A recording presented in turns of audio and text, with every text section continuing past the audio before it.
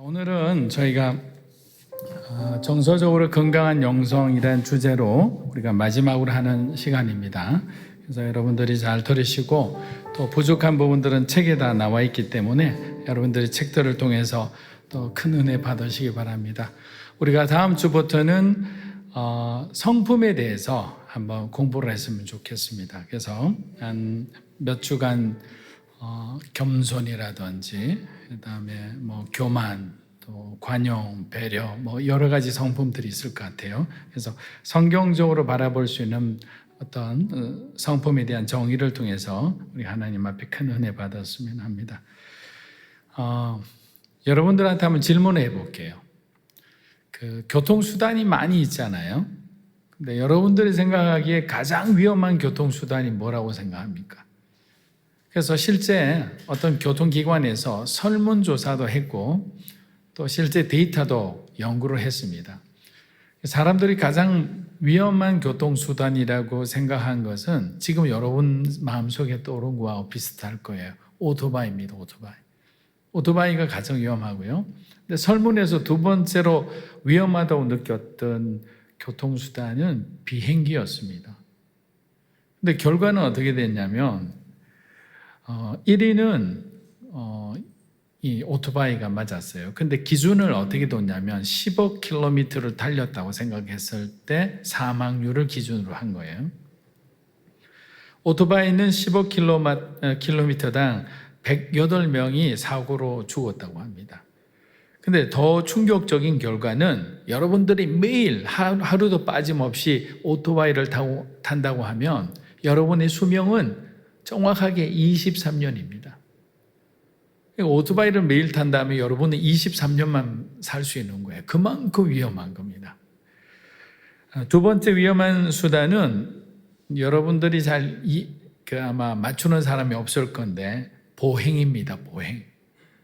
저와 여러분이 걸어 다니는 것이 두 번째 사망률이 높은 교통수단이었던 거예요.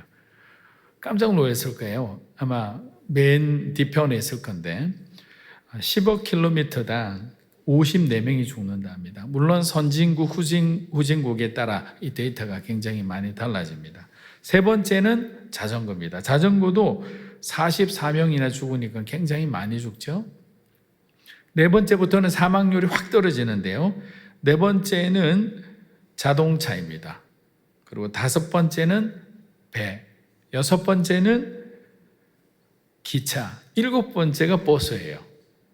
오히려 우리 버스가 사고 굉장히 많이 나서 사망률이 높다 생각하는데 사실 접촉 사고는 많은데 실제 운행하는 데 비해서 사망률은 낮은 거예요. 저는 옛날 버스만 타고 지방으로 가면 굉장히 불안해서 잠을 못 잤는데 이제는 좀 잠을 좀 자도 될 것 같아요. 그리고 마지막이 비행기. 근데 데이터가 압도적으로 적습니다. 0.05명. 그래서 비행기를 우리가 왜 두려워할까 생각했더니 사고가 났을 때 생존율이 1%도 안 되거든요. 그러니까 한 번 사고 나면 그냥 전원이 죽어버리니까 그 뉴스에 대한 임팩트가 너무 강한 것 같아요. 하지만 제가 사실 작년까지만 해도 매달 왕복 6회니까 한 3번씩 매주 출장을 나갔으니까 그 비행기를 굉장히 많이 탔죠. 1년에 한 60회, 70회를 탔으니까. 그러면 이제 여러 가지 경험을 다 하게 돼요. 어떨 때는 강한 기류를 만나서 엄청 흔들리고, 그 다음에 돌풍이 이렇게 하필이면 이제 어떤 공항은 밑바람이 센 공항은 한 번에 착륙을 한 경우가 없는 공항이 있어요. 그 공항이 저한테는 오카야마 공항이었는데 한 번은 딱 내려가 착륙을 하니까 밑바람이 오니까 비행기가 뒤로 뒤집어지잖아요. 이렇게 계속 착륙하려고 하다 또 오르고 해가지고 3시간을 위에 공중에서 뱅글뱅글 돈 적이 있어요. 그래서 7시 도착인데 10시 5분에 내렸어요. 그 시간 동안에 하여튼 비행기를 타면 좋은 점은 기도를 많이 한다는 점이에요. 하나님 도와주세요. 근데 흔들릴 때 그냥 흔들리면 여러분 그냥 조금 흔들리구나. 이 정도 올리는 거는 그냥 내가 놀이공원에 자주 안 가니까 하느님이 잠시 재밌게 해주시는구나. 그 정도예요. 그런데 정말 기도하게 되는 거는, 제가 기도할 정도는 비행기가 끼어질 정도로 흔들리는 거죠. 그러면 그런 한번 경험을 한번 하게 되면 아마 비행기에 공포증이 생겨서 아마 타기 힘들어하는 사람이 있을 수 있어요. 그런데 그런 비행기가 사고율이 사실은 가장 낮다는 거죠. 근데 또 한 번 더 질문합니다. 네, 비행기를 여러분이 탔어요. 이제 착륙 직전인데 갑자기 엄청난 기류를 만나서 비행기가 막 흔들리더니 엔진이 팍 꺼지는 소리가 들리는 거죠. 그리고 기내 방송이 들립니다. 기장님이 이렇게 이야기하는 거죠. 아무래도 비행기가 추락할 것 같으니 여러분들 안전벨트 매시고 우리가 살아날 수 있도록 함께 기도했으면 좋겠다. 그럼 여러분에게 1분 정도의 시간이 있다고 생각해 보세요. 그럼 그 시간에 여러분 뭘 할 건지. 근데 실제 있었던 일이 여러분들 잘 아는 아주 비극적인 일이지만 2001년도인가 그렇죠? 9.11 사태 때 그 유나이티드 항공 그 비행기 안에 탔던 사람들은 이미 그 테러범들이 왔다 갔다 하는 얘기를 들어서 자기들 비행기가 어떤 건물하고 충돌할 거라는 걸 알았어요. 그러니까 몇 분밖에 남지 않았잖아요. 그때 그 사람들이 그 1, 2분 남은 그 시간 동안에 남긴 그 메시지가 한동안 사람들에게 회자되기도 했습니다. 여러 가지 사연을 갖고 있는 사람들이 있잖아요. 뭐 이제 학생들도 있었고, 이제 자녀를 결혼시킨 부모님들도 있었고, 신혼부부도 있고. 근데 그 모든 사람들이 자기가 할 수 있는 범위 내에 다 그 카톡이나 메신저를 통해서 사람들에게 단 하나의 메시지만 짧게 남긴 거죠. 사랑한다는 메시지였어요. 미안하다, 사랑한다. 저와 여러분에게 이 1분의 시간이 주어진다면 여러분은 어떤 메시지로 여러분의 인생을 마무리하고 싶습니까? 굉장히 당황스러울 거예요. 어머니한테 먼저 해야 되나? 남편한테 해야 되나? 아내한테 해야 되나? 아니면 우리 자녀들한테 해야 되나? 다 할 수는 없잖아요. 그 짧은 시간 동안. 그럼 이런 걸 다 내려놓고 하나님 앞에 기도해야 되는가? 죽음이라는 것은요, 우리로 하여금 굉장히 겸손하게 합니다.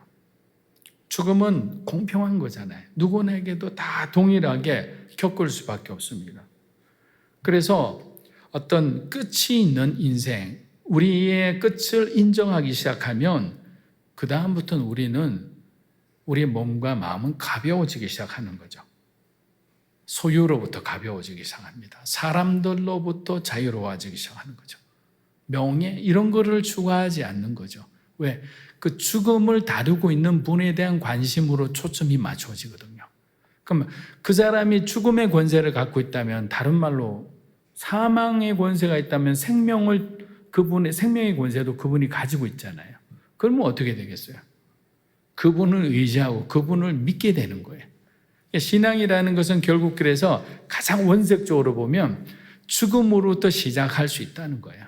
그 죽음이라는 것은 우리가 쉽게 말하면 저와 여러분의 인생에 수없이 부딪히는 한계를 통해서 깨닫게 되는 거죠. 우리는 뭐든지 다 잘할 수 있는 사람이 아니죠. 그래서 오늘 주제 자체가 슬픔을 여러분의 성장의 원동력으로 삼으라는 겁니다. 우리는 굉장히 슬픔인 일들이 많이 있잖아요. 주관적인 슬픔도 있고 누구나 봐도 객관적인 슬픔이 있습니다. 근데 객관적인 슬픔을 주관적으로 해석하기도 하고 주관적인 슬픔을 막 객관화시켜서 막 그냥 확대시키는 사람도 있고, 정말 슬픔에도 불구하고 자기의 슬픔을 가리는 사람도, 숨기는 사람도 있고, 괜찮은 척하는 사람도 있고. 근데 오늘 여기서 말하는 슬픔을 성장의 원동력으로 삼아라는 것은 이 슬픔 자체가 부정적인 것이 아니라는 거예요. 이것을 어떻게 다루어내느냐, 어떻게 인정해 나가느냐, 어떻게 하나님과 슬픔이라는 것을 통해 소통할 수 있느냐에 따라서 저와 여러분의 인생이 달라질 수 있다는 거죠. 우리의 영적인 삶이 얼마나 건강해질 수 있는지 다 드러나는 거예요. 자, 우리 PPT에 한 글을 있는데 한번 읽어보겠습니다. 시작. 영적인 삶에서 가장 큰 재앙은 비현실적인 것에 몰두하는 것이다. 사실 참된 영성은 현실로부터의 도피가 아니라 현실에 전적으로 헌신하는 것이다. 자, 현실적인 것이 가장 영적이다라는 것을 얘기하는 거죠. 과거에 저도 보면 그 수도원 수도사들의 어떤 스토리를 읽어보면 어쨌든 그 도시를 떠나서 그 외딴 곳에 수도원을 지어서 하나님을 바라보고 자기의 영성과 공동체 영성을 만들어 가겠다는 그 뜻은 굉장히 좋잖아요. 근데 한편으로 다른 시각에서 보면 어떤 자기가 직면해야 될 현실, 또 싸워내야 되는 여러 가지 세상의 문제들을 회피하는 것처럼 보여질 수도 있어요. 그리고 그런 곳에서 도시의 수많은 유혹이 있는 장소를 떠나서 정말 아무것도 없는 곳에서 금욕적인 생활, 절제하는 삶을 살아가면 자기들이 성령 충만하고 날마다 하나님이 주신 그런 기쁨으로 충만한 채워지는 삶을 살 수 있다고 생각을 했는데 수도원의 뒷얘기를 들어보면 너무너무 세상하고 똑같고 어떤 부분은 세상보다 더 악한 얘기들도 많이 있잖아요. 인간이라는 것은 또 죄라는 것은 어느 곳에나 죄는 관영하기 때문에 피한다고 피할 수 있는 게 아니에요. 숨는다고 숨을 수 있는 것도 아니에요. 여러분들이 그냥 세상 한가운데 있는다고 죄를 반드시 짓는 것도 아니고 따로 어떤 골방에 나와서 그 골방에서 뭔가 분리된 삶을 산다 하지만 육체적인 분리가 죄와의 분리가 아니거든요. 우리의 마음이 구별되는 거죠. 말씀으로 무장되어야 되죠. 그렇게 되면 세상 한가운데서도 요셉처럼 그 여인의 유혹을 거절하고 하나님을 선택할 수 있는 믿음이 생기는 거예요. 그런데 그런 구별된 마음의 어떤 내적인, 그 외적인 어떤 구별됨이 없이 공간의 분리만으로는 저희와 여러분들이 죄로부터 자유할 수 있다. 천만의 만만의 말씀 못 지키는 거죠. 수도사들도 마찬가지고 가톨릭도 마찬가지고 기독교에서도 똑같은 그런 정말 잘못된 그런 행동들이 일어나고 있잖아요. 오늘 본론으로 조금 더 들어가 보겠습니다. 우리가 이제 슬픔이라는 단어를 들었을 때 어떤 이미지가 있을까요? 보통 우리 기쁨이라는 단어를 생각하면 뭔가 희망, 만족, 소망, 좀 긍정적인 이미지가 많잖아요. 근데 슬픔 이러면 어떤 상실, 좌절, 또 실패, 어떤 고난과 고통, 뭐 이런 부정적인 그냥 듣기만 해도 힘드는 거, 마음 벅차오르는 그런 단어들이면 쫙 나열되는 것 같아요. 그리고 또 슬픔과 기쁨도 어떤 상황에서 느끼느냐에 따라 사실 좀 다르거든요. 자, 예를 들면 악인의 형통을 슬퍼하는 사람들은 올바른 사람들입니다. 하나님 왜 저런 나쁜 사람들이 저렇게 세상 가운데서 떵떵거리면서 살아야만 합니까? 그러면서 그것을 안타까워 슬퍼하는 거죠. 그건 올바른 행동이라 생각해요. 그리고 사랑하는 사람들과의 어떤 이별을 슬퍼하는 것도 당연합니다. 또 여러분들이 하나님 앞에 오랫동안 기도했던 그 기도 제목이 응답받았을 때 슬퍼합니까? 아니죠. 이러한 기쁨도 정당한 기쁨이죠. 그런데 우연히 어떤 한 시인의 시를 읽는데 그 시 안에 등장하는 그 기쁨은 제가 볼 때는 정당한 기쁨도 아니고 하나님이 기뻐하시는 기쁨도 아니고 너무나 잘못된 기쁨들도 있더라는 거죠. 자, 한번 이 시 세 소절만 제가 한번 읽어드리겠습니다. 우리 PPT로 한번 띄워주세요. 여러분 같이 한번 읽어보면 좋을 것 같아요. 시작. 나는 이제 너에게도 슬픔을 주겠다. 사랑보다 소중한 슬픔을 주겠다. 겨울밤 거리에서 귤 몇 개 놓고 살아온 추위에 떨고 있는 할머니의 귤값을 깎으면서 기뻐하던 너를 위해 나는 슬픔의 평등한 얼굴을 보여주겠다. 자, 할머니의 그 귤값을 100원, 200원 더 깎으면서 야, 싸게 구입했다면서 기뻐하면서 돌아가는 그 사람의 기쁨을 우리는 참된 올바른 기쁨이라 말할 수 있나요? 여러분들이 로또 복권을 이렇게 계속 하다가 아니면 도박을 하다가 갑자기 1억 천금이 생겼어요. 잭팟이 터졌어요. 야 하면서 도박을 통해서 엄청난 돈이 생겼다. 그것을 기뻐하는 것을 하나님이 기뻐하시는 기쁨이라 말할 수 있나요? 정당한 대가를 지불하지 않고 또 하나님이 기뻐하시는 어떤 방법을 통하지 않고 잘못된 어떤 방식으로 얻어지는, 채워지는 그런 상황을 기뻐하는 것은 올바른 기쁨이 아니죠.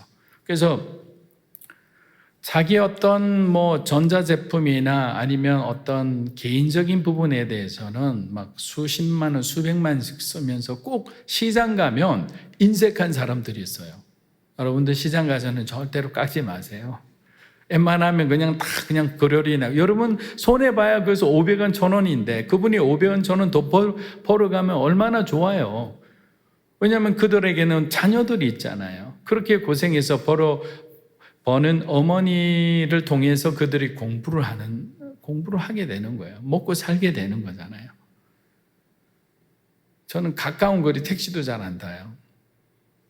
공항에서 딱 내리면 택시를 잡아야 되잖아요. 그런데 가까운 곳에 갈 때 기본 요금 갔다 오면 그 사람들이 택시를 줄을 서 있는 게 1시간, 1시간 반씩이에요. 그럼 보통 1시간 이상 가는 거리를 기대하면서 운행하지 않고 있는데 딱 타자마자 인천공항이 어디죠? 저기 김포공항에 탔는데 저기 발산동에 가주세요. 이러면 마음이 어려운 거예요, 그분들은. 그러니까 우리가 편리한 것을 계속 추구한다고 우리 방식대로 살아가는 것은 잘못된 거죠. 타인을 배려할 수 있어야 되는 거죠. 내가 이런 선택을 했을 때 이걸 손님의 권리라고 이야기하면 할 말이 없어요. 근데 저는 손님의 권리가 아니고 배려가 부족하다고 생각해요. 그럴 것 같으면 바깥에서 타거나 아니면 좀 불편하더라도 대중교통을 이용할 수 있는 그런 배려함을 여러분들이 혼자 그렇게 어려운 선택을 해가는 것을 우리 하나님은 보고 계시는 거예요. 그런데 손님의 권리니까 가까운 거리도 당연히 가야지 하면 그 사람은 여러분의 권리가 정당하다고 생각하지만 너무나 억울한 거죠. 그리고 그 실제적인 어떤 피해를 보게 되는 겁니다. 항상 기쁨이라는 것은 상대방도 기뻐야 되는 거예요. 나만 기뻐서는 안 되는 겁니다. 그 사람이 손해보는데 그게 무슨 기쁨이라 말할 수 있습니까?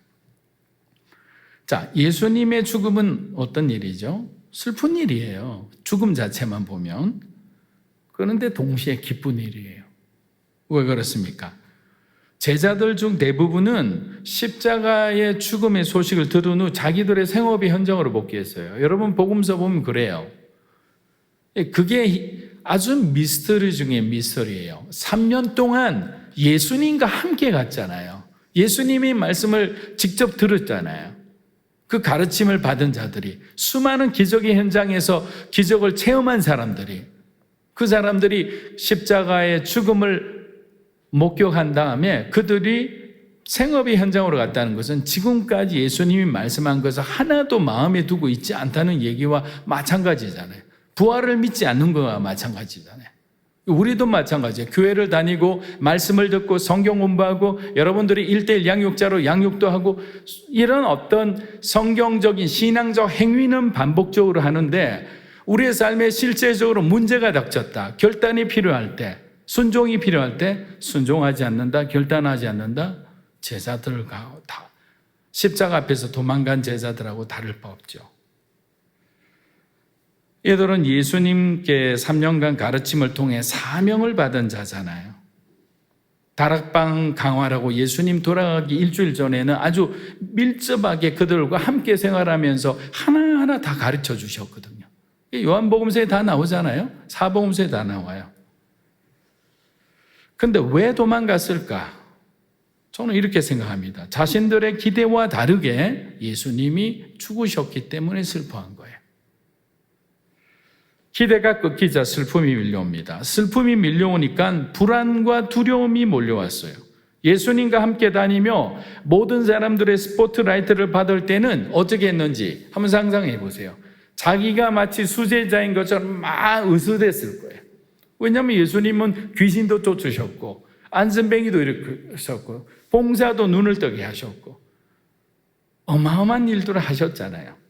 그래서 지나가는 사람들 또 고향 근처 가서 어떤 예수님이 사역하면 막 그냥 사람들 앞에서 나 예수님 제자야 이러면서 막 그냥 의지됐을 거예요.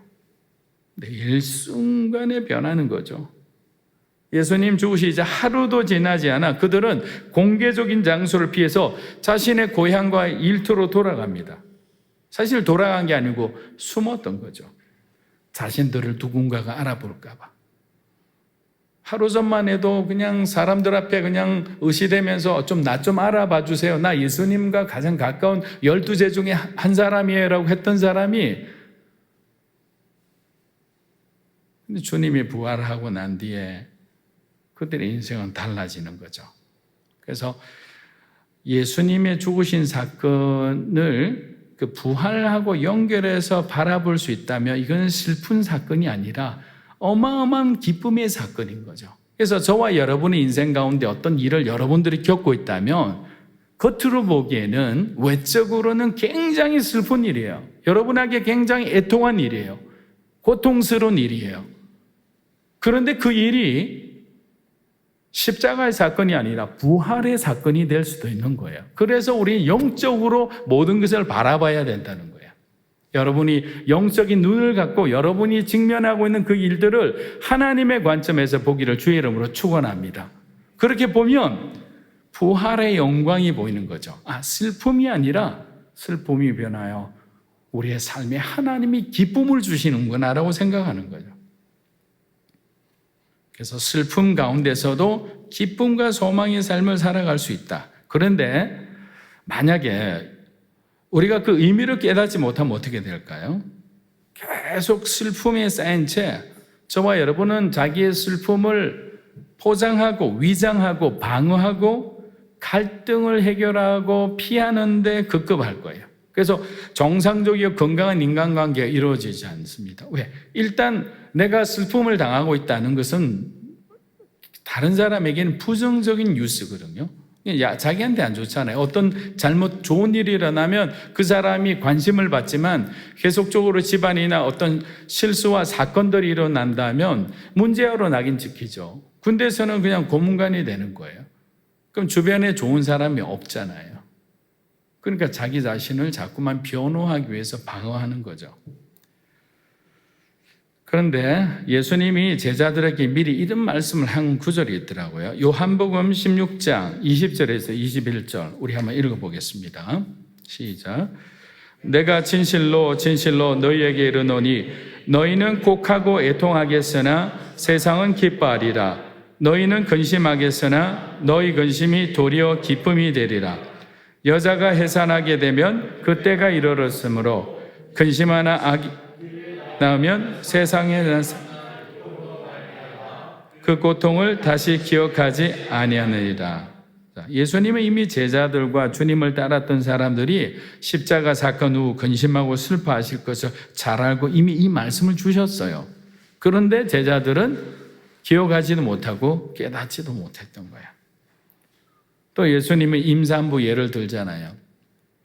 참 신기한 게요. 저희 아내도 처음에 이렇게 첫 아이를 굉장히 힘들게 낳았거든요. 10시간 이상 진통을 하고 그 첫 아이 놓다가 이렇게 제가 보조를 잘못해서 엄청나게 한 대 두들겨 맞기도 했는데 저도 이제 본인만 두려운 게 아니고 저도 이렇게 산부실 들어가는 게 두려울 정도로 그러면 그 난 뒤에는 다시는 아이를 낳지 않는다고 얘기를 했어요.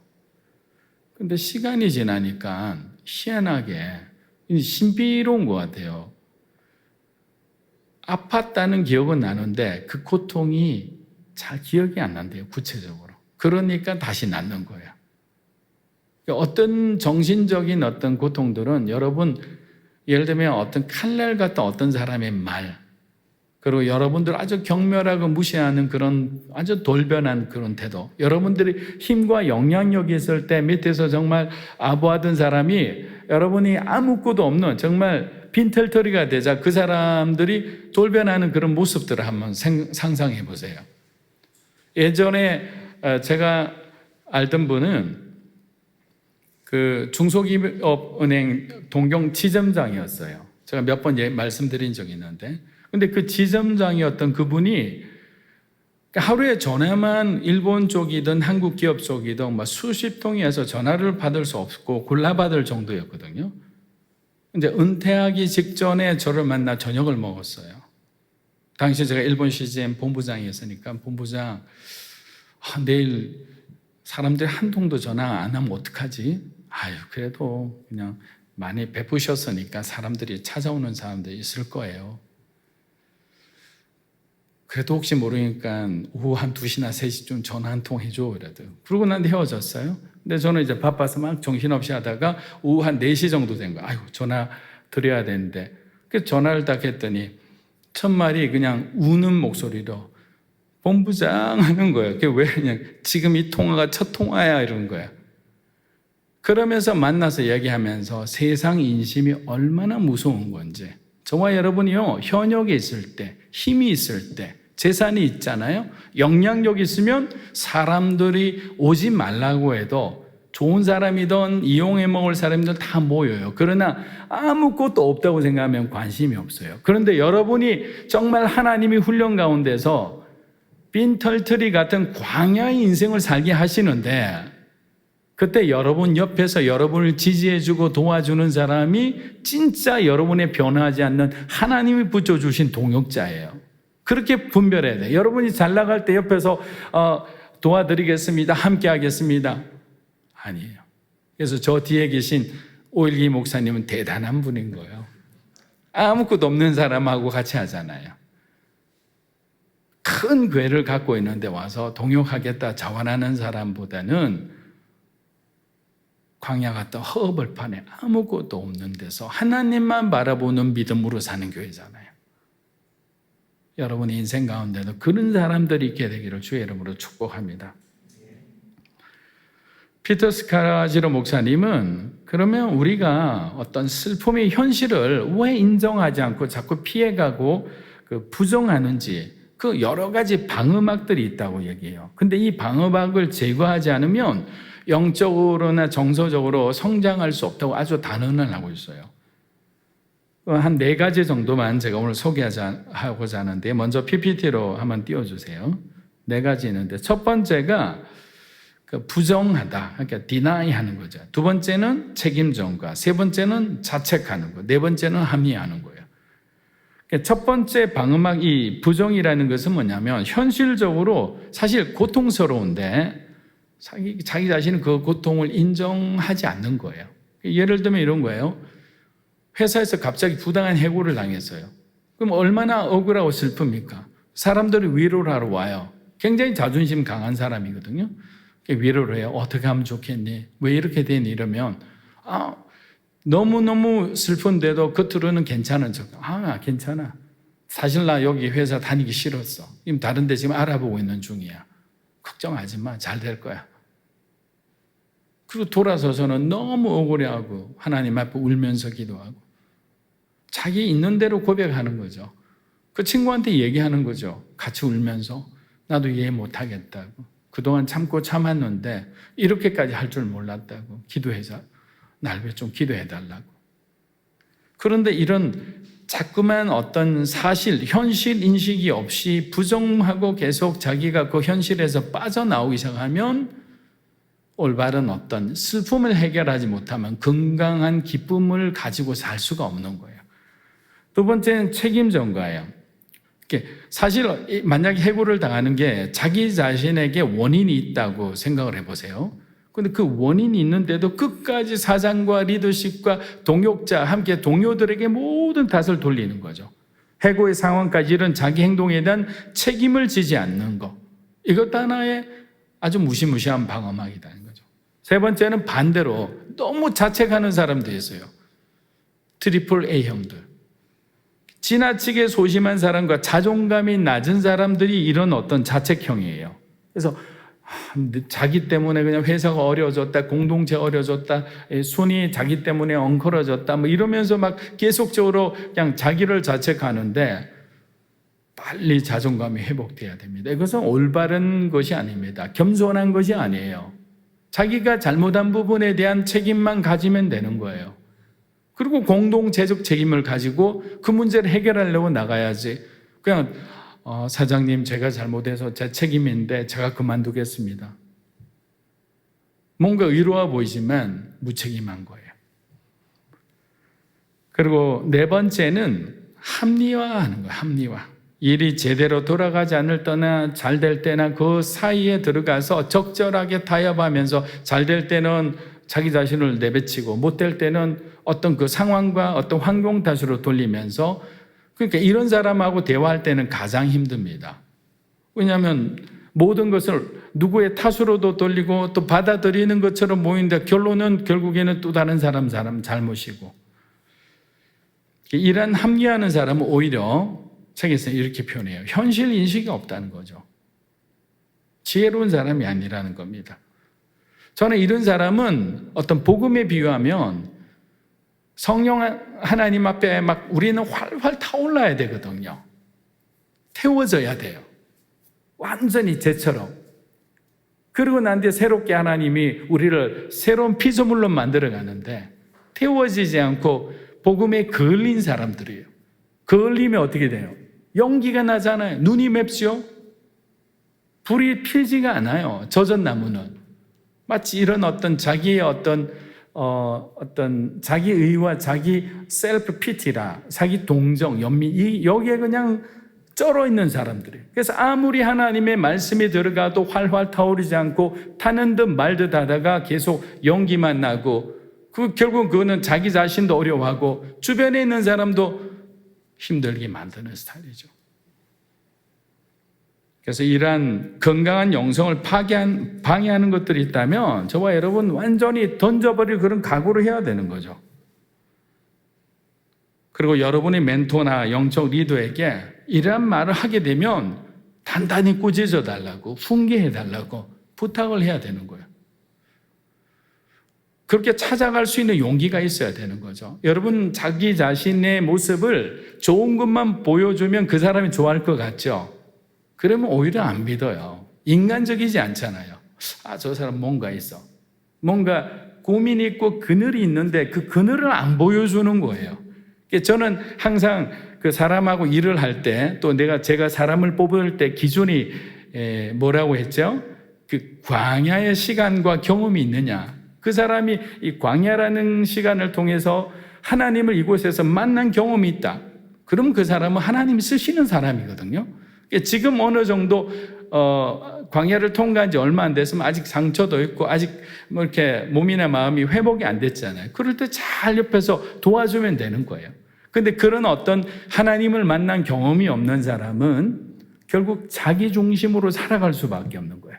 자기를 방어하고 살아갑니다. 그래서 집에 가면 옷도 많지만 가면도 수십 개 냈죠. 나올 때 교회 갈 때 3번 해가 3번 착하고 말 잘 듣고 하는 가면 딱 쓰고, 회사 가면 아주 무서운, 때로는 아주 경쟁적인 그런 모습으로 가고, 그리고 난 뒤에 딱 운전해서 교회 딱 그 지하도 넘어서 이제 교회 딱 그 주차장 가면 갑자기 이래가지고 집사님 목소리 톤도 변하고 그렇잖아요. 그런 어떤 가면들이 물론 여러 가지 모습을 우리가 다 갖고는 있어요. 그러나 그 중심 안에는 하나의 연결되는 그 길이 있어야 되는데, 그게 주님을 향한 믿음이에요. 믿음으로 깨어져 있을 때는 하나하나 그 면들이 다듬어지게 되는 거예요. 결국 달라진 듯이 보이지만 먼 데서 보면 색깔이 하나처럼 보여요. 가까이 보면 비슷한데 색깔이 비슷한데 알록달록한데 먼 데서 보면 한 색깔로 보이는 거하고 똑같은 거예요. 그럼 이제 이 슬픔을 그럼 어떻게 우리가 정직하게 표현할까? 성경적으로 제시된 방법들은 없을까?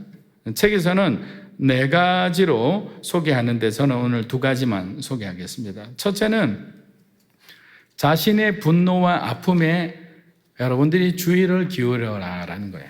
여러분이 왜 분노하는지, 내 안에 어떤 분노가 있는지, 내 안에 있는 아픔이 어떤 아픔인지, 또 이 분노와 아픔이 어떻게 지금 작용하고 있는지, 예를 들면 여러분들이 직장이나 공동체나 사회생활에 어떤 소중하게 여기기 위해서 자기의 분노와 아픔을 절제하는 사람이 있어요. 내비치지 않아요. 왜? 그 사람들 앞에 좋은 사람으로 인정받기 위해서. 그런데 이 분노를 여러분들이 가장 만만하고 여러분들에게 어떻게 보면 가장 소중한 가정에 와서 쏟아내는 사람들이 있어요.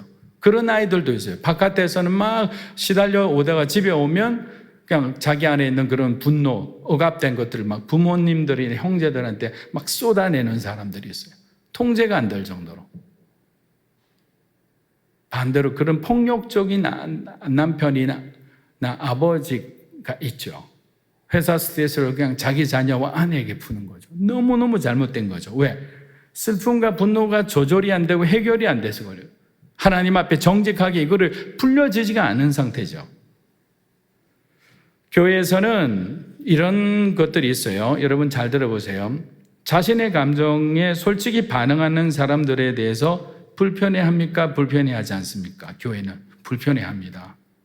그리고 자기 감정을 못 이기고 정당한 어떤 항의나 화를 내는 상황, 또 어떤 사람이 굉장히 좀 우울해 보이거나 의기소침한 사람은 교회에서는 뭐라고 하는 줄 아세요? 물론 전부 교회가 그렇다는 게 아니고 그렇게 생각하는 교회 내 사람들이 있다는 거예요. 믿음이 없다고 생각해요. 왜 우울하십니까? 형제님, 우울하지 마세요. 믿음이 있는데 왜 우울하세요? 우울할 수 있는 거예요. 또 화날 수 있는 거예요. 그런 어떤 솔직하게 반응하는 그 모습들이 아직은 성숙하지 못하게 나왔거나 정당한 분노지만 조절되지 않았을 때는 그 조절되지 않은 상황을 이해해주고 거기서 코칭을 해주면 되는데 그것이 나쁘다고 어떻게 판단을 하는 거죠. 교회는 거룩한 곳인가요? 하나님은 거룩하지만 교회 있는 성도들은 우리는 거룩하지 않잖아요. 죄인이죠. 우리는 변해가는 사람이에요. 은혜 받아서 서로가 서로의 어떤 약점들을 우리가 서로를 위해 기도해주고 하나 되어 가는 그런 공동체지 그런 모습을 보고 판단하거나 구별하는 것은 아니죠. 이것은 믿음의 문제가 아니라 우리가 각자가 갖고 있는 불안한 정서적인 문제일 뿐인 거예요. 자, 만약에 그런 어떤 화를 내는 사람들을 가지고 믿음으로 논하면 일은 커지는 거예요. 그럼 왜 일이 커지느냐? 자, 마가 요한을 향해서 버럭 화를 낸 바울은 믿음 없는 사람인가요? 패역하기 거지없는 이스라엘 백성을 향해서 막 지팡이로 내리치면서 노를 바란 모세는 믿음이 없는 사람입니까? 성전에서 예수님 공생애 시작하자마자 성전에 있는 상인들의 그 모든 상들을 다 엎어버리면서 하나님의 분노를 바란 예수님은 믿음이 없는 분인가요? 아니잖아요. 그런 예는 수없이 찾아볼 수 있어요. 올바르지 않는 일에 대한 우리들의 당연한 분노, 안타까움, 탄식, 슬픔을 표현하지 않는 것이 오히려 성경적이지 않은 거예요. 그러나 그렇다고 막 그냥 여러분들이 내일부터 저한테 막 분노를 바라거나 이러지 마시고 절제를 하면 되는 거예요. 절제. 그리고 분노가 나기 전에 이렇게 서로 대화를 하세요. 풀려고 하고 소통하는 그 과정을 통해서 이해를 하게 되는 거죠. 우리 시편을 보면 150편이 있잖아요. 그 중에 3분의 2가 탄식과 하나님에 대한 불평에 어떤 가까운 그런 말로 기도하고 있는 거죠. 다윗은 굉장히 어떤 면은 뻔뻔한 사람이죠. 하나님 앞에 너무 당당한 거죠. 그래서 왜 이런 일이 있을까? 왜 교회는 그렇게 생각하는 사람들이 많을까? 저는 이런 생각을 해봤어요. 선한 사마리아인이라는 강박증이 있지 않을까? 교회 가면 다 착해져야 돼. 믿음 있는 사람은 영부도 이렇게 단정해야 되고 이런 기준이 있잖아요. 모범생처럼 보여져야만 되는 거. 그래서 어느 날 딱 교회 가서 거룩하는데 예배에 누가 늦게 하면서 문이 쾅 열리는데 시선을 보는데 빨간 머리로 해가지고 가죽 잠바 딱 입고 쫙 돌아가지고 찌익 해가지고 철렁철렁거리는 그런 옷을 입고 우리 1층에서 파는 옷 그런 옷을 입고 딱 뒤에 앉았어요. 장로님, 권사님, 집사님 다 어떻게 생각하겠어요? 우리 새신자 왔다 이러고 계세요. 저 부모님들은 도대체 어떤 분이셔? 이런 것부터 상상으로 그냥 아마 판단하기 시작할 거예요. 그렇지 않습니다. 우리는 그 사람은 모습은 그런 모습이었지만 우리의 내면은 그 사람보다 더 더러울 수 있어요. 더 위선적일 수 있어요. 오히려 그런 모습으로 하나님 앞에 그래도 자기가 나오고 싶다 해서 나오는 그 모습이 어떻게 더 정직한 거죠. 솔직한 거잖아요. 책의 저자는 이렇게 얘기를 합니다. 하나님 앞에서 우리를 인간답게 만들어주는 두려움이나 분노, 슬픔 같은 감정들을 드러내지 못하면 우리의 삶에 균열이 생길 수도 있다고 이야기해요. 쌓아두지 말라는 거예요. 계속 감정을 쌓아두면 언젠가는 폭발합니다. 제가 여러 번 자주 이렇게 비유를 들어서 말씀드리지만 친한 친구 간에도 그 친구가 갖고 있는 특별히 아킬레스건이 있어요. 가장 아픈 부분이 있어요. 그리고 그 아픈 부분이 10년, 20년 전부터 계속 쌓인 것들이에요. 누적된 거죠. 그런데 그게 쌓이고 쌓여서 그날은 이제 완전히 수위가 올라서 조금 있으면 빵 터지는데 하필이면 상대방이 그 얘기를 또 해가 그 아픈 상처를 건드렸어요. 그러니까 이제 10년, 20년 쌓아왔던 그게 결국에 판도라 상자가 열리면서 와! 하면서 분노가 터지는 거죠. 상대방 입장에서는 자기는 요만한 10%의 자고를 했는데 이 사람은 100%의 화를 내니까 당황하잖아요. 아니 이런 일로 그렇게 화를 내? 이런 일이 아니고 그 일이 그 사람에게는 오랫동안 쌓여왔던 아픔이었던 거죠. 저는 이 두 사람 다 잘못이라 생각하는 거죠. 그 사람이 아픈 부분을 반복적으로 우연이지만 말한 그 사람도 잘못이지고 또 한 사람은 자기의 피해자인 그 사람은 쌓아두면 안 되는데 쌓아둬서 결국 폭발함으로 인해서 상대방도 얼마나 큰 상처를 입겠어요. 수류탄 던졌는데 로켓으로 그냥 한 방 완전 집안이 풍비박산 날 정도로 해보세요. 정신이 없는 거죠.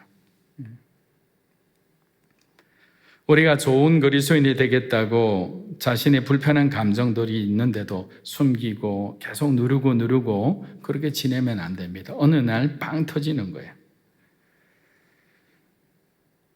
사람은 참 다양한 것 같아요.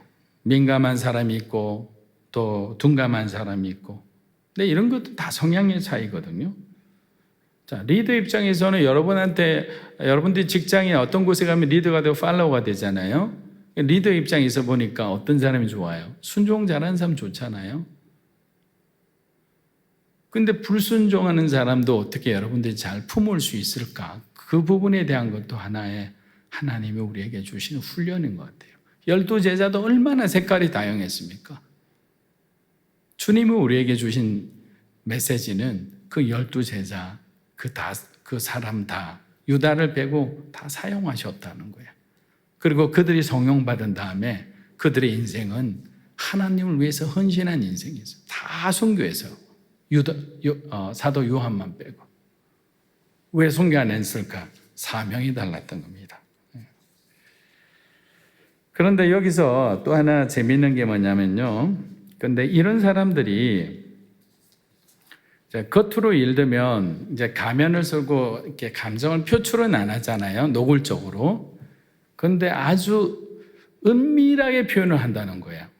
어떻게 책에서는 나와 있냐면 이렇게 돼 있어요. 수동적 공격성을 가진다. 이 수동적 공격성이라는 것은 만약에 적극적, 능동적 공격성이라는 것은 그냥 대놓고 가서 그 사람 앞에 퍼붓는 거예요. 형제님, 집사님, 권사님 이렇게 해서 되겠어요? 그러니까 서로 그냥 권사님, 집사님끼리 싸우거나 막 손에서 손흔들기 막 싸우는 그런 상황이에요. 그런데 수동적 공격성이라는 것은 어떤 거냐면 첫 번째는 이렇게 말로서 이렇게 냉소적인 말로서 사람들의 마음에 상처를 주는 거예요. 자, 예를 들면 이런 거예요. 이제 순모임이 딱 있는데 많은 사람들이 지난주에 우리 믿음으로 사는 교회 부흥회가 있었어요. 그래서 막 다 은혜 받았어요. 강사 목사님 말씀 너무 좋았고요. 뭐 찬양도 좋고 기도했는데 정말 앉기만 해도 그냥 눈물이 났어요. 하는데 이 사람은 갑자기 저는 은혜 하나도 못 받았어요. 누가 강사 목사님을 섭외했는지 몰라도 이번 강사 목사님 말씀 너무 약한 것 같아요. 목사님 친한 후배라고 그랬나? 여기에는 가시와 온갖 종류의 뼈들이 다 들어가 있잖아요. 한마디지만 이렇게 비꼬아서 말하는 거잖아요. 이런 냉소적인 것으로 표현해서 자기 감정을 풀려고 하는데 결국 이거는 공동체로 이렇게 깨는 그런 것들인 거죠. 또 어떤 사람은요, 부드러운 방법으로 한다면서 침묵을 이야기하는 거예요. 아무리 말을 해도 대답을 안 해요. 집사님 요즘 무슨 일 있어요? 없습니다. 괜찮아요. 눈은 살아서 쳐다보면서 말은 그냥 침묵하고. 그리고 어떤 사람은 그냥 한 달씩, 두 달씩 순회 나오질 않아요. 이게 무슨냐면 메시지를 주는 거거든요. 나 기분 나빠요. 나 지금 삐졌어요. 나 힘든 일 있어요. 왜 나 순회에서는 날 알아주지 않아요? 이런 메시지를 냉소적인 말이나 아니면 갑작스러운 어떤 모임에 나오지 않거나, 그리고 여기서 말하는 그대로 침묵으로 상대방에게 부담을 주는 것. 부부싸움 하면 제일 잘 쓰는 방법들이 침묵하는 거잖아요. 괜히 아버지들 무기 잡잖아요. 딱 하면서. 안 챙겨주면 안 챙겨주는 대로 화내고, 챙겨주면 귀찮은 듯, 괜찮은 듯 하면서 이렇게 자기 나름대로 시위를 하거든요. 이런 모든 행동들은 건강하지 못하다는 거죠. 그러면 우리는 어떻게 해야 되느냐? 자신의 한계를 받아들이라는 거예요. 저와 여러분의 한계를 받아들이면서 나는 정말 여기밖에 되지 않는구나. 내 재능과 은사로서는 이것이 한계구나 생각을 하면 누구를 의지하게 되느냐면 하나님을 바라보기 시작하는 거죠. 그리고 다른 사람하고 하나 될 수 있도록 협력할 수 있는 그 길들을 생각하는 거예요. 근데 제일 무식한 사람, 제일 어리석은 사람은 자기 자신이 모든 것을 잘할 수 있다는 사람이에요. 근데 지혜로운 사람은 어떤 사람이냐? 함께 일하는 사람들 중에서 그 은사들을 하나하나 발견해 가서 그 은사별로 배치하는 사람이에요. 그러니까 여러분이 가장 빛나는 자리가 딱 있거든요. 그럼 리더나 아니면 다른 사람들은 어떤 생각을 했냐? 그 빛나는 자리를 다 앉고 싶어 해요. 사람인지라. 근데 그 빛나는 자리에 앉아서는 안 될 사람을 세워놓으면 어떻게 되느냐? 그 팀과 그 프로젝트는 와해되는 거예요. 그렇다고 리더가 거기에 가서 맞느냐? 자기가 은사가 있으면 그 자리에 책임감을 갖고 앉으면 돼요. 근데 은사가 없으면 어떻게 되는 줄 아세요?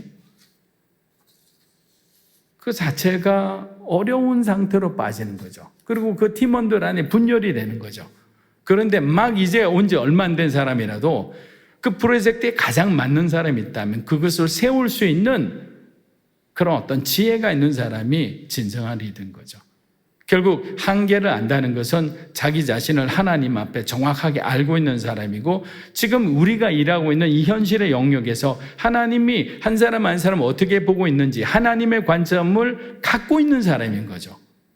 그런 사람은 그 슬픔을 다루고 기쁨을 다룰 수 있는 지혜가 있는 사람이에요.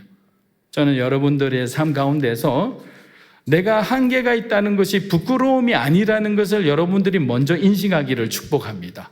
부끄러움이 아니라 이것은 뭐냐면 하나님이 주신 달란트 안에 각자 달란트가 다를 뿐이고 우리에게 주신 사명이 다를 뿐이에요. 여러분, 우리의 순종은 하나님과의 관계 안에 큰 변화를 만들어내는 거죠. 요셉이 고난 가운데서 하나님을 원망하지 않고 끝까지 의지하고 신뢰했을 때 어떻게 했죠? 하나님이 그를 수직으로 이렇게 끌어올리셨어요. 그 장면을 보고 다른 사람은 뭐라 하냐? 기적이라 이야기하는 거예요. 여러분의 슬픔을 하나님의 방법으로 호소하기를 축복합니다. 그렇게 하면 하나님이 저와 여러분의 어떤 상황이 문제라도 하나님이 개입하셔서 땅바닥 밑바닥에서부터 수직으로 올리시는 놀라운 기적과 같은 삶이 우리 인생 가운데 펼쳐지리라 믿습니다. 슬픔을 여러분의 삶의 원동력으로 변화시켜서 하나님이 주시는 기쁨을 누리며 그 기쁨을 어렵고 힘든 사람을 위해서 나누는 그러한 사람이 되기를 주의 이름으로 축복합니다.